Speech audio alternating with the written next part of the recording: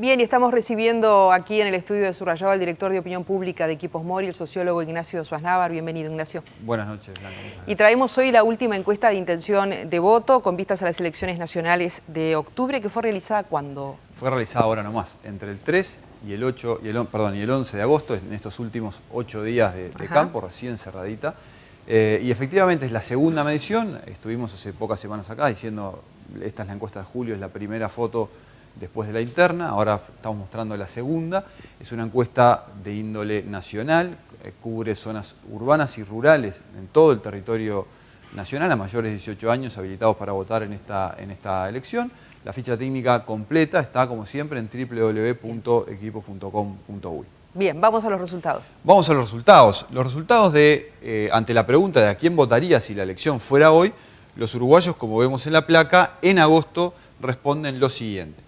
Un 39% se inclina, manifiesta que votaría al Frente Amplio, candidatura del doctor Tabaré Vázquez. Un 30% se inclinaría por el Partido Nacional, candidatura de Lacalle Pou. Un 13% se inclinaría por el Partido Colorado, candidatura de Pedro Bordaberry. Un 2% Partido Independiente, candidatura de Pablo Mieres. Un 1% de otros partidos, básicamente Unidad Popular y el PERI.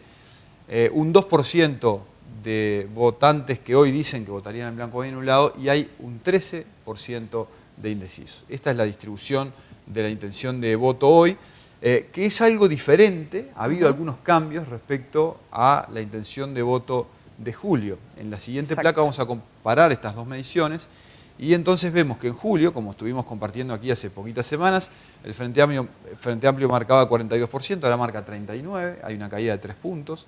El Partido Nacional marcaba 27%, ahora marca 30%, por lo cual hay un aumento de 3 puntos. El Partido Colorado permanece en 13%, el Partido Independiente crece un punto, de 1 a 2%, y los indecisos caen un puntito de 14 a 13%.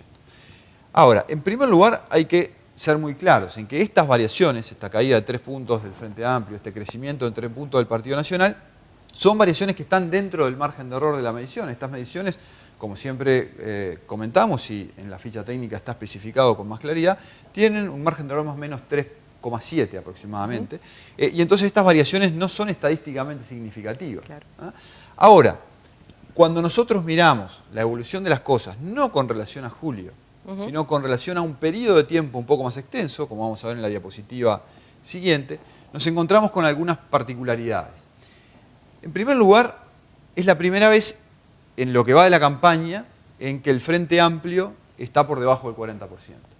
Acá estamos hablando de febrero del 2013, principios del año pasado estaba en 42%, nunca había estado en el 40% ni por debajo, había llegado incluso en algún momento al 45%, y ahora es la primera vez que tenemos una medición de 39.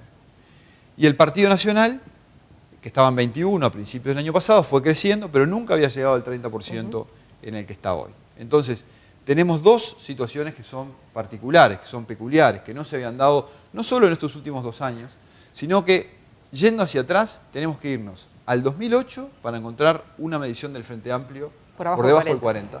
Y tenemos que irnos a 2009 para encontrar una medición del Partido Nacional en el 30%. Entonces estamos viviendo una situación particular, una situación especial, una situación que por lo menos en estos registros es una sola encuesta, pero nunca se había dado con estos guarismos hace ya bastante tiempo. Entonces, resumen de esto, volvemos a la placa inicial, es decir, avanzamos una placa más. Con esta situación de intención de voto, obviamente falta mucho, la situación es claramente, en algún sentido, el trazo grueso es similar a lo que venimos comentando aquí hace ya bastante tiempo. El electorado uruguayo tiene 2 bloques de tamaño similar.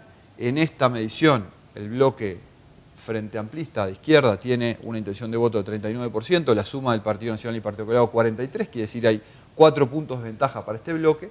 Así como en otros momentos había puntos de ventaja hacia el Frente Amplio, no dejaba de ser una situación de 2 bloques, ahora tampoco deja de ser una situación de 2 bloques y 2 bloques de tamaño similar. Entonces, desde el punto de vista del trazo grueso, el mapa grueso de la elección es el mismo. Lo que cambia es que claramente en este escenario una elección que ya era competitiva, ahora podemos decir que se vuelve más competitiva todavía de lo que era hace algunos meses atrás. La pregunta hoy de quién será el próximo presidente de los uruguayos con estos datos de agosto, tiene una respuesta mucho más difícil de dar de lo que teníamos algunos meses atrás.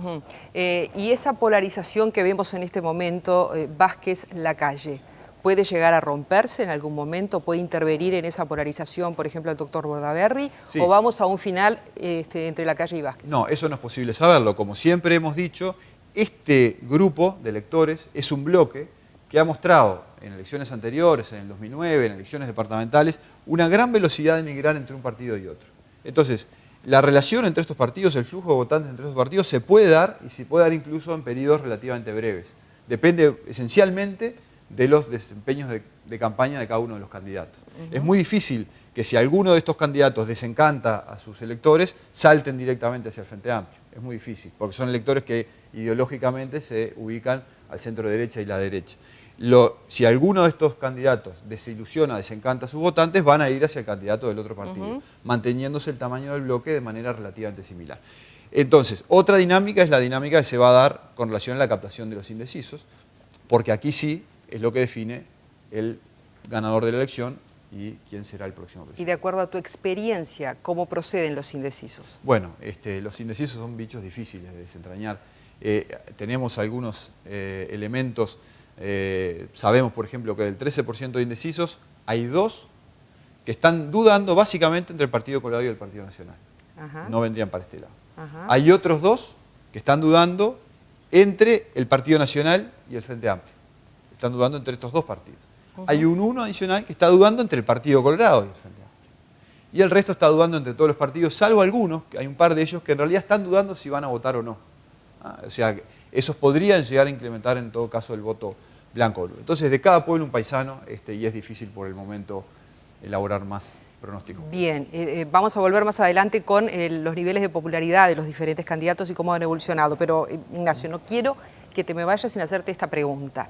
De acuerdo a ese mapa que tú planteaste y a comportamientos eventuales, ¿tú ves allí una decisión que se puede dar en octubre o ves un balotaje?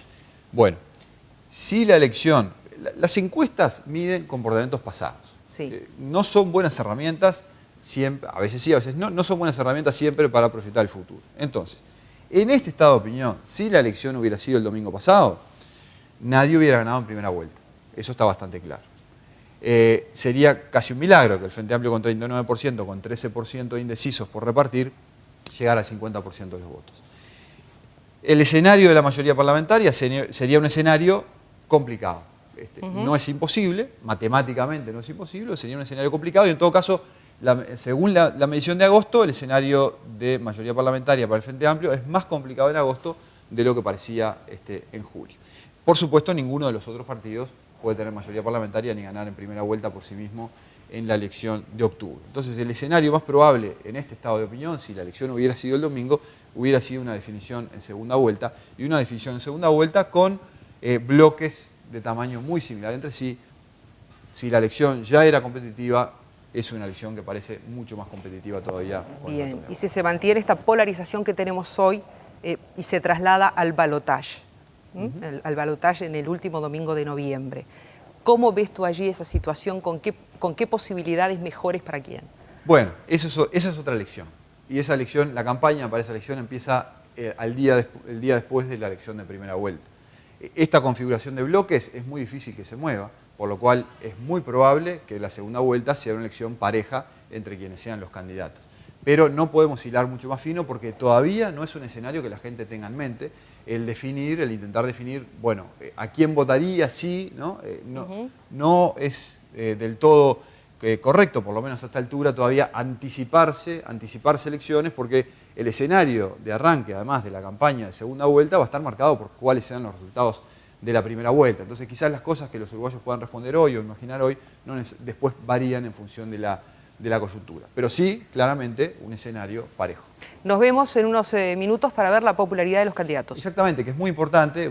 Breve, ¿por qué? Es muy importante porque en estos escenarios de elección pareja, la imagen de los candidatos son elementos que pueden ayudar a determinar la sintonía fina. Entonces, ir mirando algunas cosas que están pasando con la imagen de los candidatos también contribuye a entender el proceso de la elección. Gracias, Ignacio, hasta ahora. Gracias a ti.